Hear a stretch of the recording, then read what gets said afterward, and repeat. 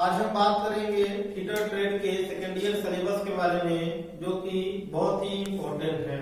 जैसा कि हम लोग इस पीछे चैप्टर में पढ़ चुके हैं धातु के बारे में और धातु के प्रॉपर्टीज के बारे में, तो आज हम उसके अगले चैप्टर के बारे में डिस्कस करेंगे, जिसका नाम है हीट ट्रीटमेंट। आज का जो हमारा टॉपिक होगा वो है heat treatment.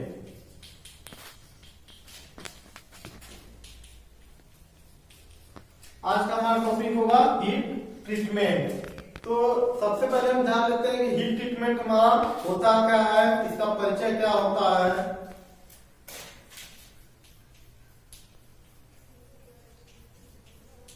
Introduction. Heat treatment का हिंदी रूपांतरण होता है उष्मा उपचार। उष्मा उपचार क्या होता है कि जब हमारे जो धातु होते हैं उसमें कभी कभी क्या होता है कि कुछ धातु बहुत हार्ड होते हैं, उसको हमें कास्टिंग करनी होती है, या तो धातु बहुत सॉफ्ट है उसकी हार्डनिंग करनी है, तो ये सब कार्य हम हीट ट्रीटमेंट के माध्यम से ही करते हैं। यह हीट ट्रीटमेंट एक प्रकार की कार्य विधि है जिसमें धातु को या स्टील को हम क्या करते हैं, एक निश्चित तापमान पे गर्म करते हैं और उसे एक निश्चित दर से हम फिर ठंडा करते हैं। इसके वजह से उसके अंदर की जो इंटरनल स्ट्रक्चर है, उसके स्ट्रक्चर में जो उसकी बनावट है उसमें परिवर्तन होती है, और इसी परिवर्तन होने के कारण उसके यांत्रिक गुण को हम बदल सकते हैं। अर्थात हीट ट्रीटमेंट एक ऐसी कार्य विधि है जिसके माध्यम से हम किसी स्टील को उसके संरचना को परिवर्तन करके उसके यांत्रिक रूप में परिवर्तन ला सकते हैं। इसके वजह से हमें बहुत सारे एडवांटेज हैं, बहुत सारे लाभ प्राप्त होते हैं। जैसे हम किसी भी स्टील को सॉफ्ट बना सकते हैं, मुलायम बना सकते हैं, उसकी जो ग्रेन साइज है उसको हम अच्छे तरीके से रिफाइन कर सकते हैं। कभी कभी क्या होता है कि हम बार बार जब किसी भी कंपोनेंट पर चोट लगाते हैं तो उसके जो ग्रेन्स होते हैं वो दूर दूर जाते हैं, फैल जाते हैं, तो उस ग्रेन्स को हमें पुनः पहले की तरह बनाने के लिए, रिफाइन करने के लिए हम हीट ट्रीटमेंट का माध्यम ही उपयोग करते हैं। और कभी कभी क्या होता है हमारा कि धातु बहुत ही हार्ड है, तो हार्ड धातु को यदि हम सॉफ्ट बनाना चाहें तो उसको मुलायम बनाने के लिए भी हम इसका उपयोग करते हैं। या कोई भी कंपोनेंट है, जैसे कोई भी स्टील रूल है या कोई भी टूल्स है, उसको हमें हार्ड और टेम्पर करना है, तो हार्ड और टेम्परिंग का जो कार्य है वो भी हम हीट ट्रीटमेंट चैप्टर के माध्यम से ही करते हैं। तो आगे हम धीरे धीरे स्टेप बाय स्टेप जानेंगे कि हीट ट्रीटमेंट क्या होता है और कैसे हम उसका प्रोसेस है, किस प्रकार से किसी भी कंपोनेंट को हीट ट्रीटमेंट की कार्यविधि अच्छे तरीके से कर सकते हैं। तो जैसा कि हम लोग जान गए इंट्रोडक्शन के बारे में कि उष्मा उपचार एक प्रकार की कार्यविधि है जिसके माध्यम से हम स्टील के आंतरिक गुणों में परिवर्तन करते हैं। और स्टील के जो संरचना है, संरचना मतलब जब हम किसी भी स्टील को गर्म करेंगे तो उसके संरचना में तो परिवर्तन आएगा ही, तो उसकी संरचना बदलती रहती है। जैसे जैसे उसमें गर्मी पैदा होती है, टेम्परेचर बढ़ता है, तो उस प्रकार से क्या होता है उसके अंदर की इंटरनल स्ट्रक्चर जो है वो परिवर्तन होती रहती है। तो वो डिफरेंट टाइप के स्ट्रक्चर होते हैं। आइए हम देखते हैं कि वो हमारा कौन कौन सा स्ट्रक्चर होता है जिसके बारे में आज हम पढ़ेंगे। तो पहला जो हमारा है, पहले हम देख लेते हैं फेराइट के बारे में। ये हमारा क्या है स्ट्रक्चर, फेराइट।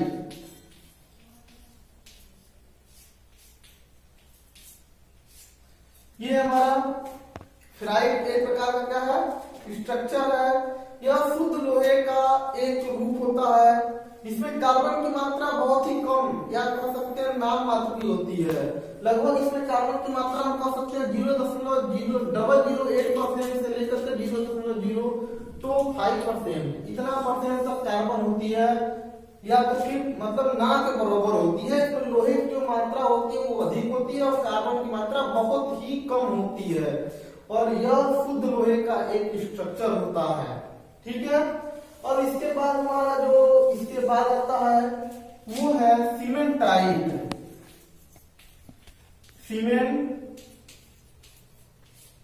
सीमेंटाइट ये हमारा पहला नंबर हो गया। दूसरा नंबर क्या है सीमेंटाइट है। सीमेंटाइट क्या होता है? लोहे और कार्बन, ठीक है, लोहा प्लस कार्बन, लोहे और कार्बन का एक मिश्रण रूप होता है। सीमेंटाइट लोहे और कार्बन का एक मिश्रण रूप होता है जो कि हार्ड और ब्रिटल होता है। ये क्या होता है? हार्ड मतलब कठोर होता है, प्लस ब्रिटल, ब्रिटल जैसा कि आप जानते हैं कि भंगुर होता है, हार्ड और ब्रिटल होता है। परंतु यह जो सीमेंटाइट स्ट्रक्चर है ये मजबूत नहीं होता है, हार्ड और ब्रिटल होता है परंतु मजबूत नहीं होता है। और इसके बाद अगला है हमारा पियरलाइट।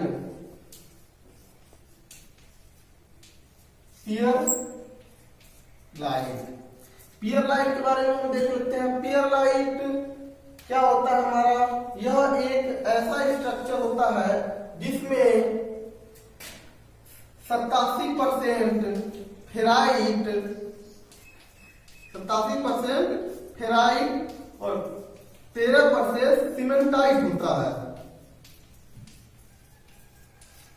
यह एक ऐसा स्ट्रक्चर होता है जिसमें 87% फेराइट और 13% सीमेंटाइट होता है। यह स्ट्रक्चर को हम ईटकटाइल स्टील के नाम से जानते हैं, अर्थात जब हमारा ईटकटाइल स्टील होता है तो पियरलाइट स्ट्रक्चर पर ही बनती है, अर्थात पियरलाइट या हम ईटकटाइल स्टील इसको हम बोल सकते हैं। यह जो स्टील होता है इसमें फेराइट और सीमेंटाइट का मिश्रण होता है। इस मिश्रण में 87% फेराइट और 13% हमारा सीमेंटाइट पाया जाता है। अब इसके बाद है चौथा ऑस्टेनाइट। अगला नंबर है हमारा ऑस्टेनाइट। ऑस्टेनाइट क्या होता है? जब हम किसी भी स्टील को गर्म करते हैं तो गर्म करते करते क्या होती है, उसमें धीरे धीरे ताप की वृद्धि होती है और वह एक ऐसे पोजीशन पे आ जाता है स्टील, अंतिम पोजीशन पे, जिस पोजीशन पे उसकी स्ट्रक्चर में परिवर्तन होना बंद हो जाता है। तो जब उसके स्ट्रक्चर में परिवर्तन होना बंद हो जाता है तो वह जो रूप होता है स्ट्रक्चर का उसको हम ऑस्टेनाइट कहते हैं। यह बनावट का सबसे अंतिम रूप होता है। अब इसके बाद है पांचवा नंबर मार्टेनसाइट।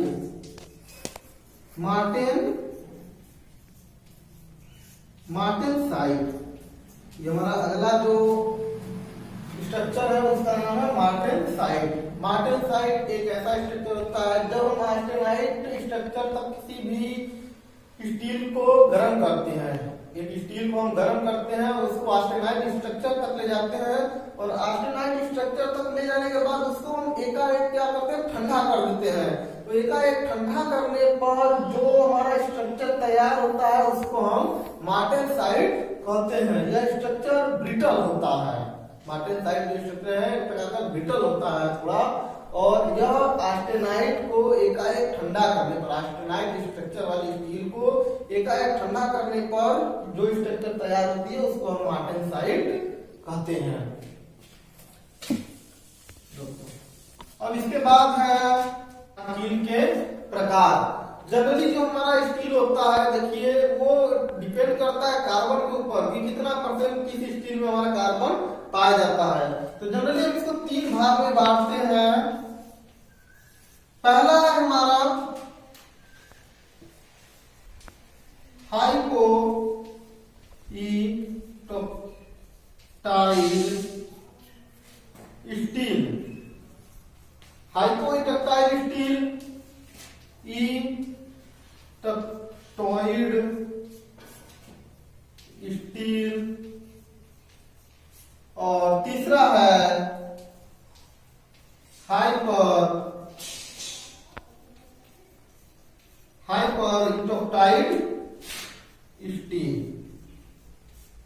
जैसा कि 3 प्रकार का है, हाइपो इटकटाइल स्टील, इटकटाइल स्टील और हाइपर इटकटाइल स्टील। सबसे पहले हम जान लेते हैं कि हमारा हाइपो इटकटाइल स्टील क्या होता है। हाइपो इटकटाइल स्टील एक ऐसा स्टील होता है जिसमें कार्बन की मात्रा 0.84% से कम होती है। अर्थात किसी भी स्टील में यदि 0.84% से कार्बन की मात्रा कम है तो उस स्टील को हम क्या बोलेंगे, हाइपोइटक्टाइल स्टील। अब इसके बाद देखिए इटक्टाइल स्टील जो होता है यह एक ऐसा स्टील होता है जिसमें कार्बन की मात्रा 0.14% पाई जाती है। इस स्टील में 0.84% कार्बन की मात्रा पाई जाती है और यह जो स्टील होती है यह पियरलाइट के संरचना में होती है, जैसा हमारा पियरलाइट अभी बताया थे, तो उसी प्रकार से होती है जो कि फेराइट और सीमेंटाइट से मजबूत होती है। ये जो इटक्टाइल स्टील है यह फेराइट और सीमेंटाइट से मजबूत होती है। अब इसके बाद है हमारा हाइपर इटक्टाइल स्टील। देखिए ये कम है, ठीक है, और जब हमारा 0.84% रहेगा तो इटक्टाइल हो जाएगा, लेकिन जब हमारा 0.84% से अधिक जब अधिक होगा तो हम क्या बोलेंगे, हाइपर इटक्टाइल स्टील। अर्थात हाइपोइटक्टाइल स्टील में कार्बन की मात्रा 0.8% से कम रहेगी और इटक्टाइल स्टील में 0.84% होगा और हाइपर इटक्टाइल स्टील में 0.84% से जब अधिक होती है तो उसको हम बोलते हैं हाइपर इटक्टाइल स्टील। अब हम इसके बाद देखेंगे कि चित्र के माध्यम से हम इसके ग्राफ को समझेंगे कि वो कैसे कैसे हमारा निर्दिष्ट करता है। जैसा कि यहाँ पे देख रहे हैं आप चित्र में फेराइट प्लस पियरलाइट प्लस सीमेंटाइट, इस प्रकार से हमारा स्ट्रक्चर है इसका। चित्र के माध्यम से हम इसको देखेंगे। देखिए सबसे पहले इधर नीचे दिखाया गया कार्बन के प्रतिशत, ये नीचे है कार्बन प्रतिशत के रूप में है, ठीक है। देखिए यहाँ पे फेराइट है जिसमें कार्बन की मात्रा 0% है, ठीक, और जैसे जैसे इधर बढ़ रहा है देखिए फेराइट पियरलाइट में कार्बन की मात्रा कितना 0.13% और पियरलाइट में 0.8% और सीमेंटाइट प्लस पियरलाइट है तो 0.18% और फिर इसमें है कार्बन की मात्रा 0.8% और पियरलाइट प्लस सीमेंटाइट में क्या है 1.8% और मैक्सिमम कितना है 2.1% का, ठीक है।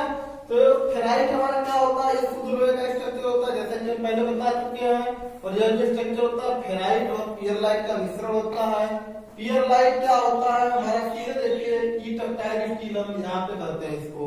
तो जब कार्बन की मात्रा हमारा 0.8% से कम होती है, देखिए 0.8% है, जब इससे कम होती है तो हम क्या करते हैं, हाइपोइटक्टाइल स्टील करते हैं, और जब 0.8 पर होती है तो इसको हम बोलते हैं इटक्टाइल स्टील। अर्थात जिस स्टील में 0.8% तक कार्बन होती है उसको हम इटक्टाइल स्टील करते हैं, और जिस स्टील में 0.8% से अधिक कार्बन होती है उसको हम हाइपर इटक्टाइल स्टील के नाम से जानते हैं। तो स्टील की ये जनरली 3 हमारा क्या है, प्रकार है।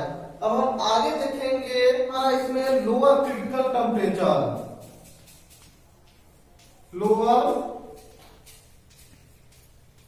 क्रिटिकल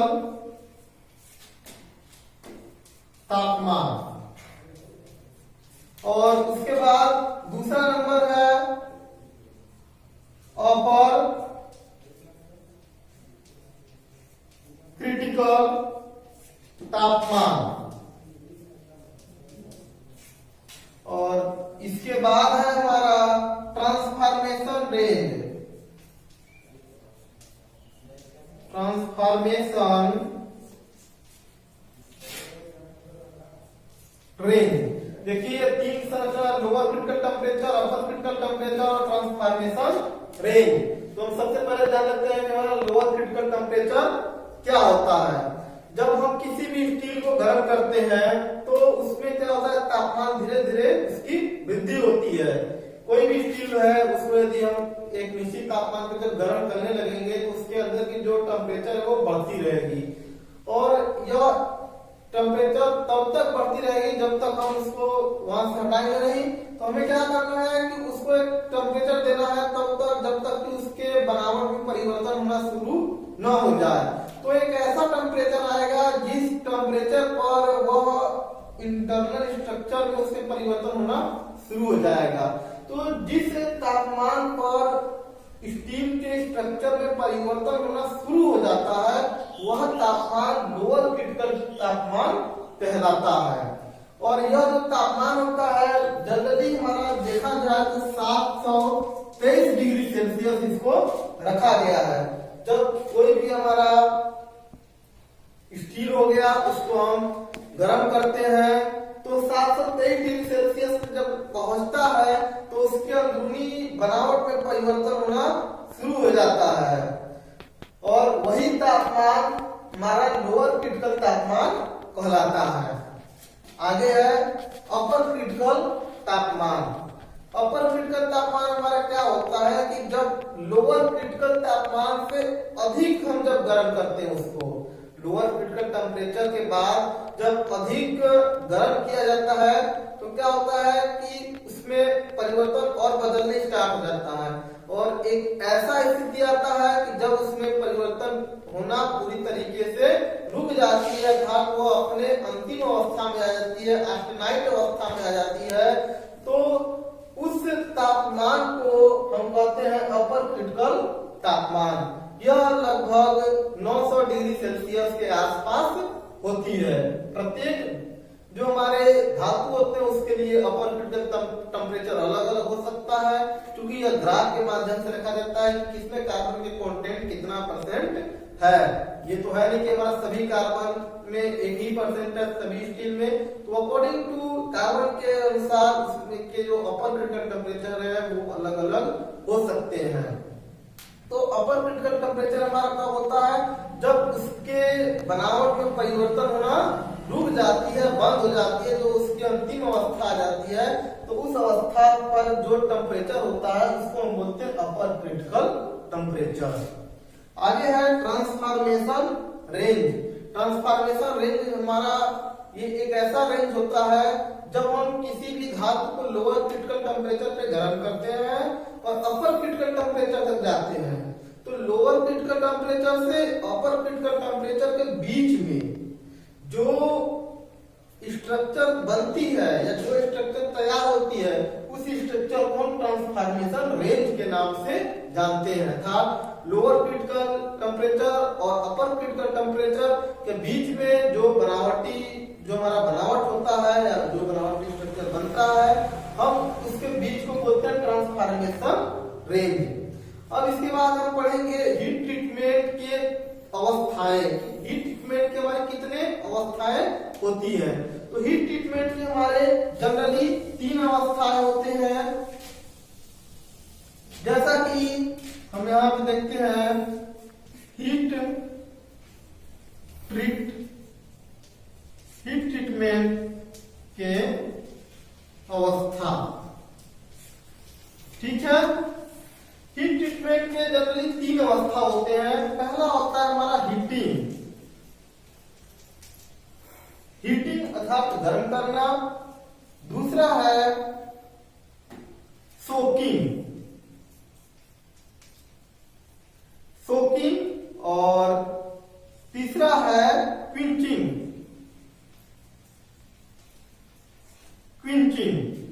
ठीक है, हीटिंग, सोकिंग और क्विंचिंग। सोकिंग मतलब सोकिंग समय देना और क्विंचिंग मतलब उसको ठंडा करना। हीटिंग क्या होता है, जैसा कि नाम से ही विदित है हीटिंग। हम जब किसी धातु को गर्म करते हैं तो उसमें क्या होता है तापमान बढ़ता है और जब धीरे धीरे क्या होता है कि उसके स्ट्रक्चर में परिवर्तन होना शुरू हो जाता है। तो जब किसी भी धातु को हम गर्म करते हैं तो उस प्रोसेस को हम हीटिंग के नाम से जानते हैं। उसके बाद है सोकिंग। किसी भी धातु को हम जब गर्म करते हैं तो गर्म करने के बाद क्या होता है कि सभी जगह यदि समान टेम्परेचर नहीं है, यदि तो हम क्या करते हैं कुछ समय तक उसे उसी टेम्परेचर पे छोड़ देते हैं ताकि सभी जगह हमारा एक समान टेम्परेचर हो जाए। जैसे हम इसको यदि गर्म कर रहे हैं तो यदि ये 10 mm मोटाई का है, यदि एक स्टील है उसकी मोटाई लगभग 10 mm है, तो 10 mm मोटे स्टील को हम 5 मिनट तक लगभग उसी में छोड़ देते हैं ताकि सभी जगह एक समान टेम्परेचर हो जाए। तो यही जो टाइम हम वहां पे दे रहे हैं वही होता है सोकिंग टाइम। और यह जो सोकिंग टाइम होता है ये स्टील के लिए उसके आधे, जैसे 10 mm मोटा है तो 5 मिनट का समय देंगे और यदि 20 mm मोटा है तो हम 10 मिनट समय देंगे, अर्थात उसके आधे टाइम में हम उसको सोकिंग टाइम देना चाहिए। यदि एलॉय स्टील है तो 10 mm का यदि है उसको हम 10 मिनट देंगे, यदि 20 mm का है तो हम 20 मिनट देंगे। आगे है क्विंचिंग। जब हीटिंग और सोकिंग का हमारा प्रोसेस पूरी तरीके से सही हो जाए अच्छे तरीके से, तब उसके बाद में क्या करना चाहिए, एक निश्चित दर से उसे ठंडा कर देना चाहिए, जैसा कि हमारा स्टील के कार्बन के कंटेंट हो। तो जो हम एक निश्चित दर से ठंडा करने की जो प्रक्रिया होती है उसी को हम बोलते हैं क्विंचिंग।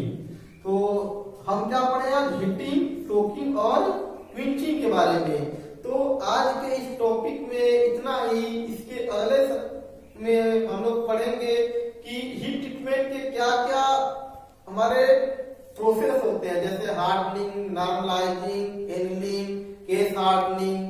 तो इसके बाद हम अगले टॉपिक पे डिस्कस करेंगे। आज के लिए बस इतना ही।